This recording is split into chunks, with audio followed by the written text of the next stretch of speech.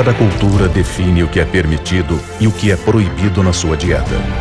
Quando estes limites são rompidos, comer vira um tabu. Esse homem desafia as leis naturais de sobrevivência e afirma ter ficado 21 dias sem comer. Um frigorífico em Minas Gerais exporta a carne de um animal que a maioria dos brasileiros jamais aceitaria consumir: a carne de cavalo. Turistas do mundo inteiro visitam uma feira a céu aberto em Belém do Pará, em busca de alimentos exóticos e afrodisíacos. Um dos ingredientes é uma raiz venenosa, que, se não for bem preparada, pode causar reações bem desagradáveis e, em casos extremos, a morte. Já as garrafadas, feitas supostamente com pênis de boto, são procuradas na esperança de potencializar o desempenho sexual. Hábitos diversos, polêmicos, contraditórios.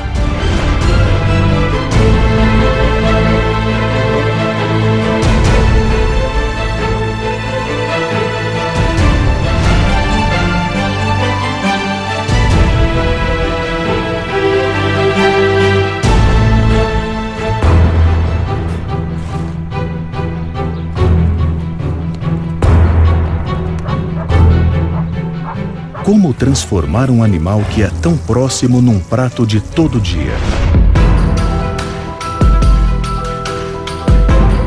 A China consome a carne dos seus cachorros, mas falar em comer carne de cavalo no Brasil é tabu. E é por isso que poucos sabem que o Brasil é um dos maiores exportadores de carne equina do mundo.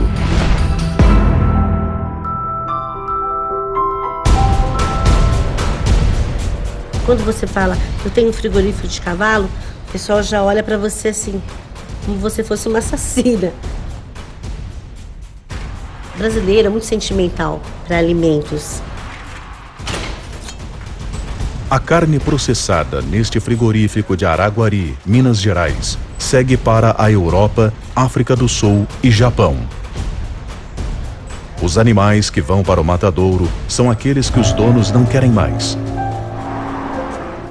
Existe uma coisa do brasileiro que tem cavalo, ou que usa cavalo, que é uma relação de muita amizade. Devagar. Isso. Como é o nosso frigorífico, a gente respeita o animal e ele como uma carne para sua saúde. Uma carne de consumo normal, igual o boi, igual o porco. O cavalo faz parte da família, como o cachorro. Eu penso que talvez por aí é que venha se criado essa ideia de que não é um bicho comestível, né?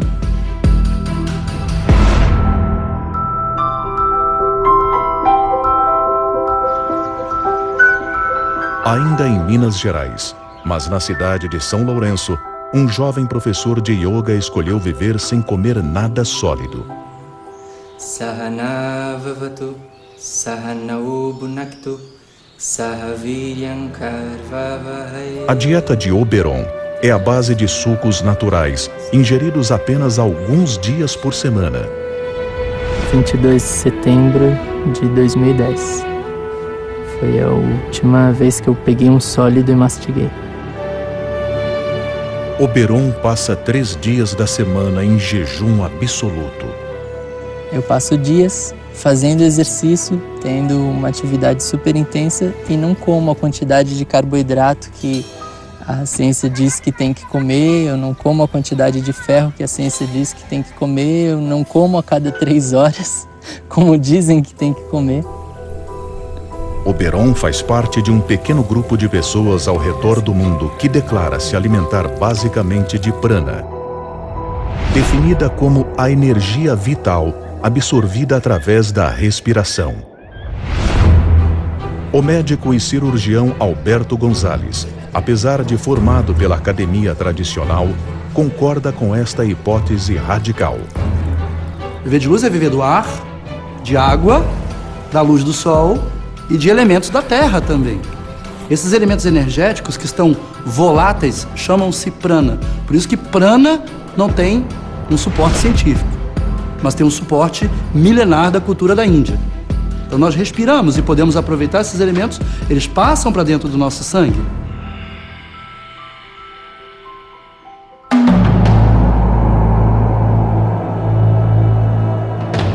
De acordo com esta teoria, para que o corpo possa se adaptar a este padrão alimentar extremo, é preciso enfrentar primeiro um longo jejum de 21 dias. Os adeptos deste estilo de vida, como Oberon, acreditam que o jejum tem o poder de mudar a informação genética com a qual todo ser humano nasce, desde que a pessoa consiga alterar seu sistema de crenças. A partir daí, a pessoa não sentiria mais necessidade de comer. Toda a energia gasta na digestão seria usada para a elevação da consciência, para a conexão com o divino.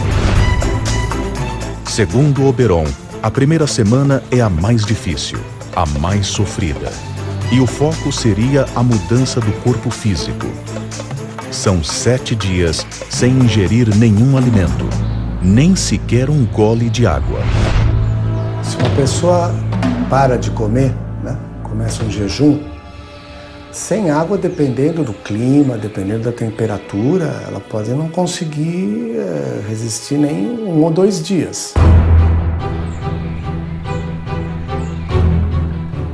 Quando a gente abre essa possibilidade de criar o espaço, o silêncio, a presença, a gente anula um pouquinho essa confusão mental, essa ansiedade toda, e a gente permite que a inteligência do corpo se expresse.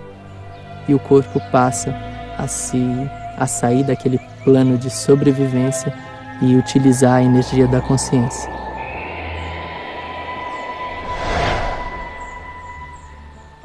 No processo é normal que a pessoa perca 6 quilos. Há sim pessoas que fazem um trabalho mental, acreditem ou não, a pessoa chega a emagrecer 1 quilo, 1,5 quilo, 2. A primeira coisa que acontece quando uma pessoa inicia um jejum é ela consumir as suas reservas de glicogênio, que é uma espécie de amido que a gente tem no músculo e no fígado. Rapidamente, em 1 ou 2 dias, já é consumido. Depois ela consome as suas reservas de gordura. Depois ela começa a consumir músculo. Então ela começa a perder massa muscular, ela começa a perder massa óssea. Então não faz sentido, né? Não imagino qual o benefício que se teria em fazer uma prática como essa.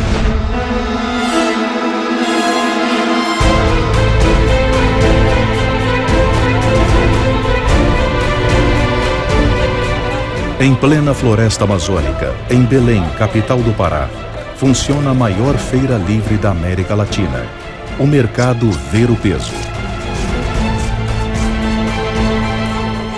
E é aqui, entre porcos vivos e mortos, galinhas, peixes, frutas, legumes e comidas exóticas, que se encontra um produto muito procurado por quem anda precisando movimentar a vida sexual. A garrafada feita supostamente com o pênis do boto. Mas aqui a gente vende de tudo, um pouco de cada coisa. Vende do perfume do boto até o sabonete de afasta-chico. Porque o ser humano é assim, sempre falta alguma coisa. A vida tá bem de saúde, mas não tá bem na parte espiritual, no amor. Aí já vem comprar as porçãozinhas pra resolver. Maria Loira trabalha nessa barraca há 25 anos. As receitas desses remédios populares, ela aprendeu com a mãe, que é benzedeira e parteira. A gente faz muita coisa muito natural. Aqui não é nada de laboratório, não. Tudo é gente que faz mesmo. As mulheres costumam comprar os produtos feitos à base do óleo da bota. E ela também é usada na parte, né? Pra esquentar a relação, o sexo, a mulher fica mais gostosa, a periquita fica mais apertada. Enfim, é uma delícia o óleo da bota. Já os homens, em particular os mais velhos, levam para casa um pedacinho do que seria supostamente o pênis do boto, que misturado ao vinho, acreditam ter efeito afrodisíaco. Mas o boto cor-de-rosa, espécie de golfinho amazônico, é um animal de reprodução lenta, cuja pesca é proibida pelo IBAMA, o Instituto Brasileiro do Meio Ambiente. Mesmo assim, a pesca predatória é responsável pela diminuição em 10% ao ano da população desse animal, que corre risco de extinção. A necessidade de comer pode ser considerada cultural? Uma professora de yoga considera que sim, e afirma ter ficado quase 3 meses sem comer, na intenção de elevar seu padrão vibratório. Turistas do mundo inteiro provam um prato exótico feito à base de folhas tóxicas, mesmo que isso possa lhes causar reações bem desagradáveis. E a carne de cavalo, que é tabu no Brasil, vira mercadoria de exportação para países da Europa. Um homem se mantém saudável e ativo, alimentando seu corpo basicamente de luz, o que intriga a comunidade médica tradicional. Uma professora de yoga afirma ter passado quase 3 meses sem comer para alcançar níveis espirituais mais elevados. E no mercado Ver o Peso, em Belém do Pará, tanto os turistas como os paraenses não temem comer pratos exóticos, preparados com uma raiz que contém ácido cianídrico. Entre cavalo e cavaleiro existe uma relação de contato intenso, de confiança. Para muitos criadores desse animal, vendê-los para o abate é como cometer um assassinato.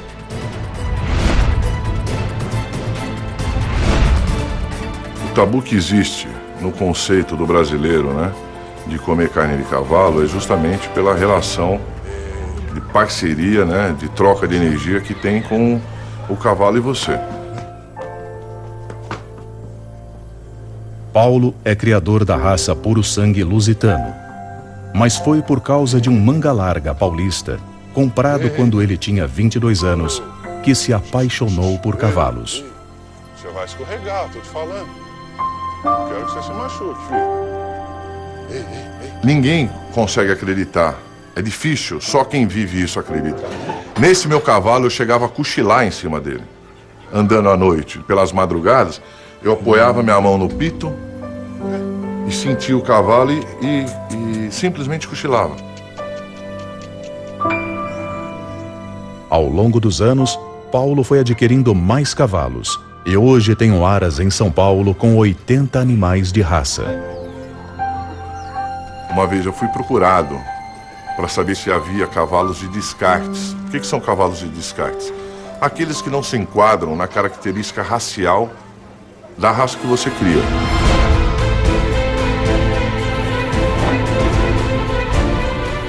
Aquilo me revoltou de uma forma, fui até indelicado com a pessoa que me procurou, mas aquilo me consumiu, porque é humanamente impossível acreditar que alguém queira fazer isso com um animal que só nos ajudou, né? E nos ajuda até hoje.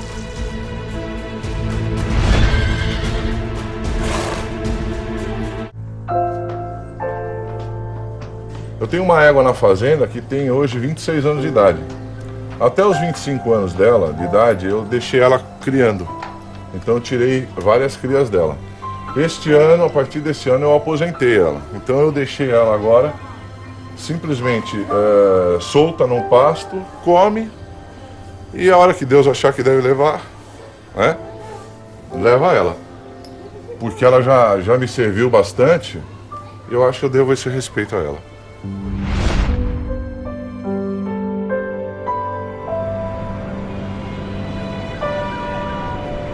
Um dos objetivos do praticante de yoga é acalmar a mente e ficar cada vez menos suscetível aos estímulos negativos da vida cotidiana.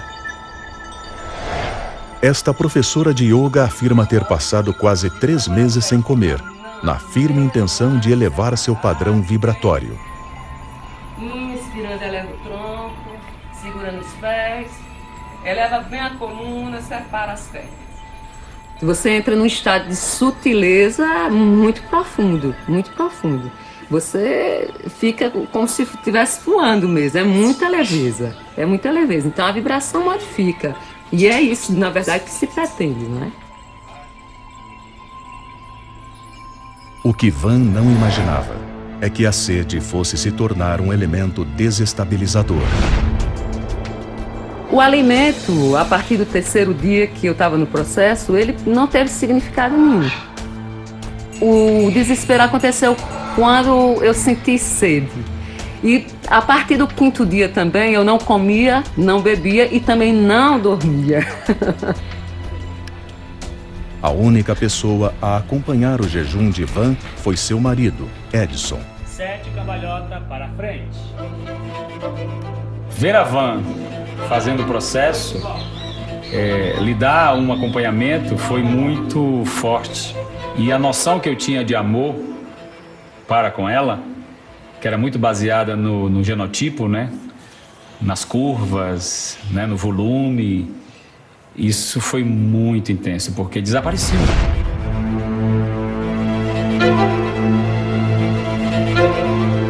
Eu já era uma pessoa muito franzinha, com 45 quilos. Eu devo ter perdido mais ou menos uns 13 quilos. Então eu fiquei somente, era o meu esqueleto com a pele em cima. Era osso, pele e olhos enormes. Não eram olhos pedintes, eram olhos de felicidade. Depois eu passei 2 meses me alimentando apenas uma caneca de suco durante o meio-dia, uma caneca de suco à noite, bebida com uma colher de chá, com muita lentidão, saboreando aquilo com uma intensidade bastante grande. E tinha muita vitalidade. A gente não consegue formar músculo, a gente não consegue um aporte de cálcio para os nossos ossos somente com os sucos, né? Precisa mais alimentos importantes.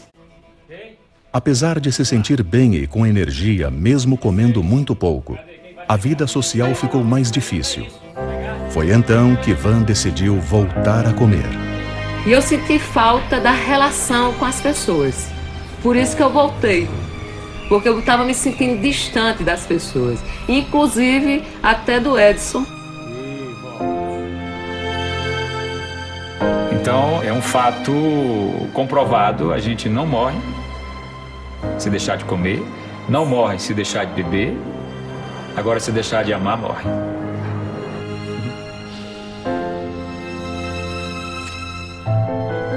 Dentro da medicina, não dá para aceitar um indivíduo que não coma ou que coma uma quantidade muito pequena de calorias. Então, uma dieta levemente hipocalórica pode ser saudável. Agora, uma dieta onde o indivíduo come muito poucas calorias ou não come, ele pode morrer por causa disso.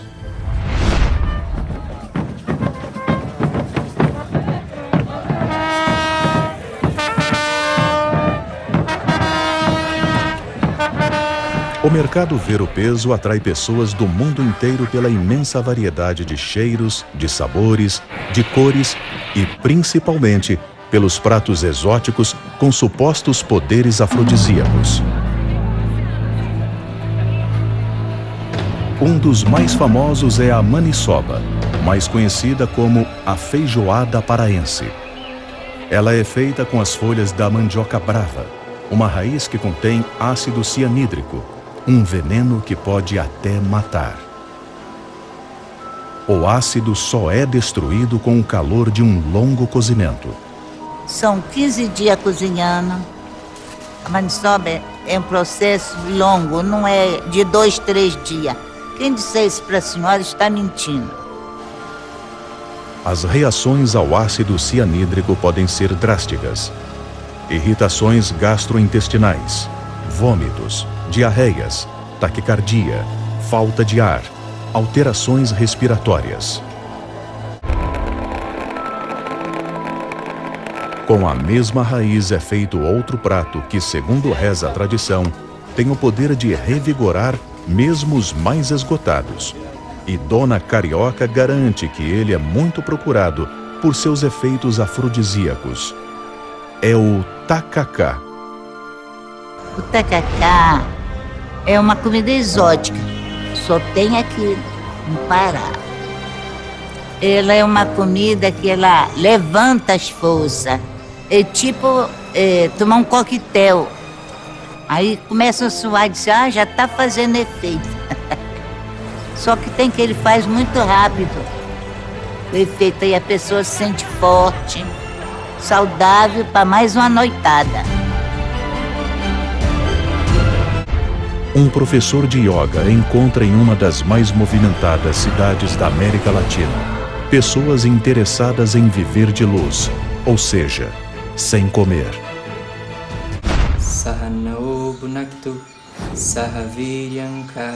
Em outro extremo, um professor de yoga de Minas Gerais diz se manter ativo e com energia, alimentando-se apenas de sucos. Um médico brasileiro afirma que é possível viver quase sem comer. E mais, acredita que boa parte das doenças que afligem a humanidade seriam resolvidas se ingeríssemos apenas alimentos crus.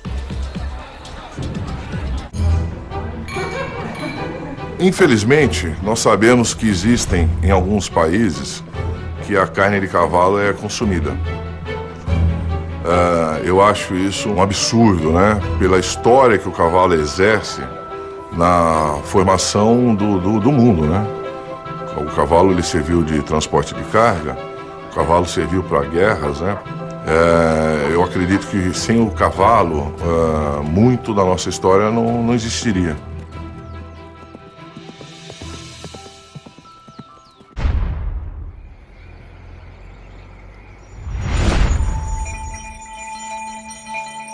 Muitas de nossas relações sociais giram em torno da comida.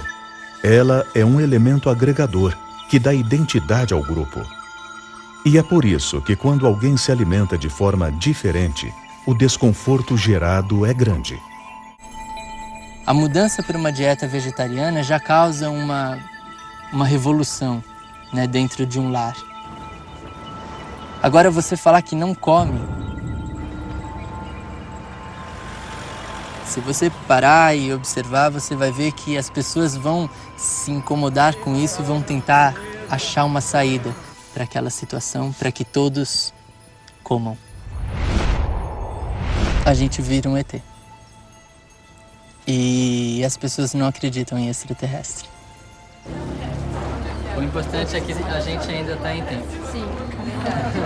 Oberon mora em São Lourenço, onde dá aulas de yoga e defende uma alimentação sem carne. Segundo ele, ao comer a carne de um animal, comemos também o sofrimento dele ao ser abatido. Mas ele mesmo só se alimenta de sucos tomados durante 4 dias por semana. Nos outros 3, faz jejum absoluto. Nos finais de semana, viaja para metrópoles como São Paulo, onde é convidado a dar palestras sobre a experiência de viver de luz. São 3 semanas, a primeira semana sem absolutamente nada. Semana do corpo físico. Geralmente o público que vai a esses encontros são pessoas que de uma certa forma já buscam alguma coisa diferente do estabelecido. Eu acredito que são pessoas mais abertas ao novo. Claro que às vezes eu encontro adversidades onde levanta no meio da plateia pessoas que me agridem verbalmente. São poucos casos, mas às vezes tem pessoas que se dispõem a estar saindo de suas casas só para falar mentiroso, charlatão. Tiveram casos de pessoas que morreram fazendo esse processo. Esse não, o processo que elas estavam inventando, né? Porque fugia aquelas diretrizes que são fundamentais de serem observadas. Também causam estranheza as ideias do professor e médico cirurgião Alberto Gonzalez, que compartilha com Oberon a opinião de que é possível viver de luz. Eu já conversei com o Oberon, falei, Oberon, tem muita bactéria no intestino. As bactérias são capazes de nutrir o nosso corpo. Se você der os elementos nutricionais básicos para as bactérias, elas formam uma colônia no nosso intestino, que não apenas sintetizam enzimas, vitaminas e antioxidantes para o nosso corpo. Elas nascem, crescem e morrem no intestino e são absorvidas. A medicina tradicional rechaça essa ideia e alerta para os perigos de ficar sem comer. Todas as reservas de energia do corpo são consumidas rapidamente e a pessoa desenvolve quadros de desidratação e confusão mental. O sistema imunológico fica debilitado, possibilitando o surgimento de inúmeras doenças. O risco de infarto aumenta a cada instante e, por fim, todo o sistema pode entrar em falência por inanição.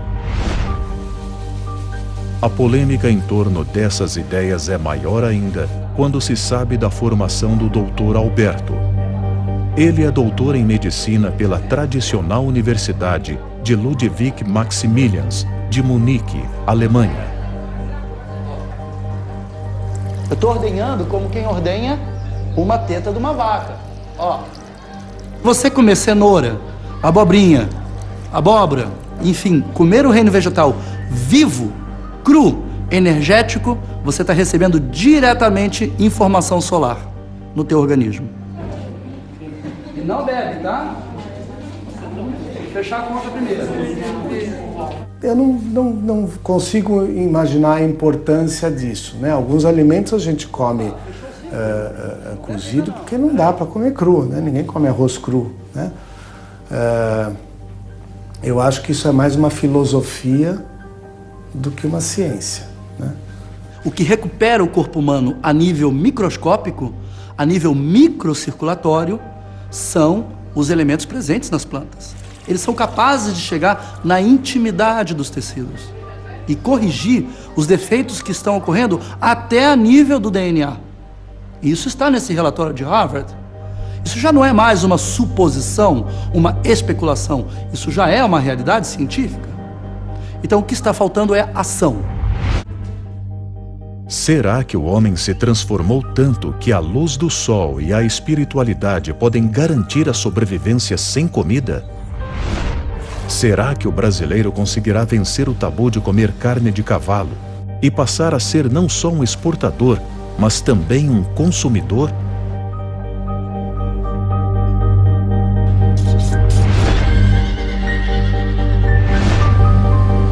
Comer carne de cavalo. Colocar pênis de boto no vinho para incrementar sua vida sexual. Viver quase sem comer para se conectar com o divino. Assuntos delicados, escondidos por muitos, evitados pela maioria. Temas que são tabu.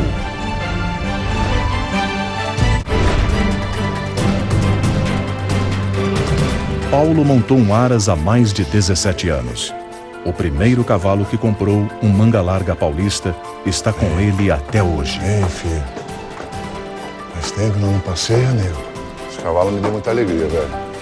Se as pessoas vierem com uma pasta com $1 milhão e abrir, não leva ele. Quer correr? Vamos correr? Ele vai ficar comigo até o dia que Deus quiser, né? Seja ele indo primeiro ou eu, mas nós vamos estar juntos, né, filho? Meu negão. Meu nego. Uma pesquisa sobre consumo pessoal no Brasil atestou que o brasileiro que ganha entre R$500 e R$1.000 está comendo mais carne do que pão. Mas, por uma questão cultural, os mesmos sentimentos que impedem o consumo da carne de cavalo não existem com relação aos porcos e bois. Num outro extremo, uma pessoa vive sem comer nem bois, nem porcos, nem nada. Oberon, de apenas 25 anos, desafia preceitos básicos da medicina e decide parar de comer para atingir níveis espirituais mais elevados. Posturão. Entrega, confiança, serenidade.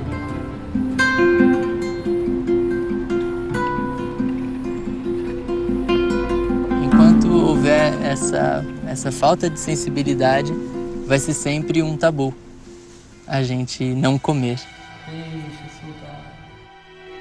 Se não existe uma meta de autoconhecimento, de autossondagem, de percepção de como você funciona, dos padrões que você carrega, é bem perigoso.